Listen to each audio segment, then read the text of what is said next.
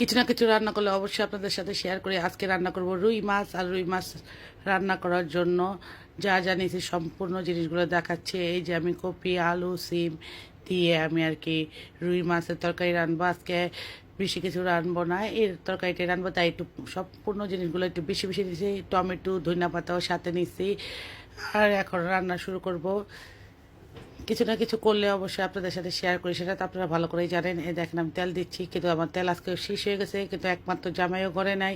তো এইটুক তেল দিয়ে আমি আজকে রান্না কমপ্লিট করে ফেলবো, কারণ যেহেতু তেল নেই। তেল যতটুকু দেবো সবজি আছে, খাওয়া হয়ে যাবে ইনশাল্লাহ। তো এখন আমি পেঁয়াজ দিচ্ছি, পেঁয়াজের সাথে লবণটা দিতেছি, যাতে পেঁয়াজটা তাড়াতাড়ি নরম হয়ে যায়। এভাবে দিলে তাড়াতাড়ি আর কি পেঁয়াজটা গলে। তো আমি এখানে দিয়ে দেবো, আর সবগুলো একদম মাখায় জোকায় কীভাবে রান্না করি সেটা আপনাদের সাথে আজকে শেয়ার করি। আর কিছু ভুল টুরি থাকলে অবশ্যই ক্ষমা চোখে থাকবেন, সবাই ভুল টুরি ধরবেন না। এই দেখেন আমি এখানে হলুদ দিলাম, তারপরে দিলাম মরিচ। আর এখন তেল নাই দেখে আগে আগে একটু পানি দিয়ে দেবো, আর তেল থাকলে ওই তেলেই সব করতে হবে। এখন আমার পানিটা দিতে হবে, কারণ তেল কম, তো আমার পানিটা আগে দিতে হবে। তো এখন আমি রসুন বাটা দিব, এটা ছোটো চামচ, তাই ছোটো চামচ দিয়ে রসুন বাটা আর কি উঠাইতেছি। আর মাছে শুধু রসুন খাবেন, মাছে শুধু রসুন খেলে ভালো লাগে, আদা না। তা আমি এটা এইভাবে কষাইতেছি, এবং এটা কষানটা পুরোপুরি করব মাছ দিয়ে।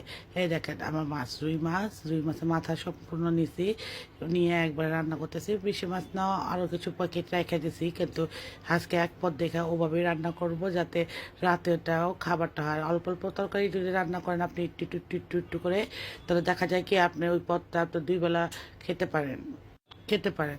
তো দেখা যায় যে এই আজকে এই তরকারি রান্না করবো, আর এটা মাছ আর মশলা একসাথে এটা কষানো হয়ে যাবে। তো এইভাবে আমি কষায় ফেলি। এই দেখেন মাছটা হয়ে গেছে, এখন আমি এটা বেড়ে ফেলবো। তো মাছগুলো সব বাড়বো, আস্তে আস্তে বাজ করে উঠাবো, যাতে মাছ না ভাঙে। এখানে উঠানোর সময় অনেক সময় দেখা যায় মাছগুলো ভেঙে যায়, তো ওই বুঝেই আমি মাছগুলো উঠাবো। তো সব সম্পূর্ণ মাছগুলো আমি উঠায় ফেলছি। এই দেখেন আমার মাছ সম্পূর্ণ উঠানো হয়ে গেছে। তো এখানে যে মশলা দেখছেন, এই মশলা সম্পূর্ণ যা কষানো হয়েছে, এটার সাথে আবার এখন টমেটো দিয়ে দিব আমি, কারণ টমেটোটা আমার আস্তে আস্তে থাকলে ভালো লাগে না। আমি টমেটোটা এখানে দিয়ে দিলে তাড়াতাড়ি করে গলে যাবে এবং তরকারির সাথে মিশে যাবে, সেটা আমার খাইতে খুব ভালো লাগে। এই দেখেন আমি সব তরকারি দিয়ে দিলাম এখন, কারণ যেটা কষানো হয়েছে এই কষানোর মধ্যেই মাছ কষানো উঠে ফেললাম। এখন আমি সবজিটাকে এই মশলার মধ্যে আমি কষাবো, সম্পূর্ণভাবে কষাবো। আর কষায়া তারপর আমি রান্না করব, কারণ আগে আমি মশলার মধ্যে এইভাবে দিয়ে কষাই, আর যেভাবে যেভাবে যেটা ট্রাই করি সেটাই আপনাদের সাথে শেয়ার করি। তো ভুল ধরবেন না, ঠিক আছে?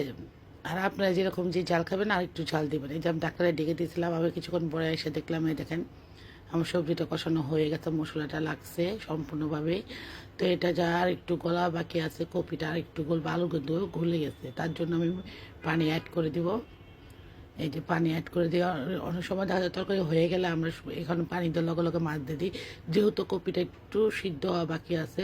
তো কপিটা সিদ্ধর জন্য আমি কপিটারে এইভাবে সব দেওয়ার পরে ঢাকনাটা ডেকে দেবো কিছুক্ষণের জন্য, যেন কপিটা হয়ে যায়। এখন অবশ্যই কপি হয়ে গেছে, দেখেন কপিগুলো গলে গেছে, এখন আর টেনশন নাই। এই যে কপি গলে গেছে, আর চিন্তা নাই। এখন আমি যেটা করব, এখন হলো মাছ অ্যাড করে দেবো। এই যে সম্পূর্ণ মাছ আমি অ্যাড করে দিচ্ছি, এবং এখন আর এই মাখা মাখা ঝোলই, বেশি ঝোল খাবো না, এই ঝোলের মধ্যে এটা রান্না কমপ্লিট করে ফেলবো। তো এই দেখেন আমি মাছের সাথে এই যে এইভাবে দিয়ে রাখলাম, মাছটা নাড়া দেবো না, এইভাবেই রাখবো। আর এর উপরে দিয়ে দিব কিছু ধনে পাতা। আর ধনে পাতা দেওয়ার পরে এই যে সুন্দর করে ধনে পাতা যার যতটুকু মন চাবে ততটুকু দেবেন। আমি একটু সামান্য ধনে পাতা, এত বেশি ধনে পাতা দিব না তরকারিটা। আর কপি তরকারি আমার বাচ্চারা খুবই পছন্দ করে, এটা রান্না করলে খুব মজা করে খায়। তো এইভাবে দিয়ে আমি কিছুক্ষণ আবার একটু ঢাকনাটা ডাকবো, যেন মশলাটা সুন্দর করে মাছ টাছ সব সবজি কপির গ্রান একরকম হয়ে যায়। তো এই তো আমার রান্নাটা হয়ে গেছে এখন। এ দেখেন হয়ে গেছে, ঝোল টোল একদম মাখা মাখা এরকম ঝোল ঝোল রাখবো, এভাবে রাখবো। অনেক সময় কালার বোঝা যায় না, মনে হচ্ছে যে আমার সাদা সাদা না, সাদা সাদা না, পুরো পারফেক্ট কালার। এই রান্না আমি কমপ্লিট করছি। আর এখন চুলাটা নিভাই দিব। এখন এইভাবেই অবস্থা থাকবে। আর আস্তে আস্তে দেখেন এই যে গরম বটবট পটবট করতেছে, মানে চুলার আঁচটা এখনও গরম আছে। তো যতক্ষণ গরম থাকবে ততক্ষণ আর একটু হতে থাকবে। তো এর তো আমার রান্না শেষ, আপনার সাথে সাথে রান্নাটা শেয়ার করলাম, কেমন হচ্ছে অবশ্যই জানাবেন। তো আল্লাহ হাফেজ।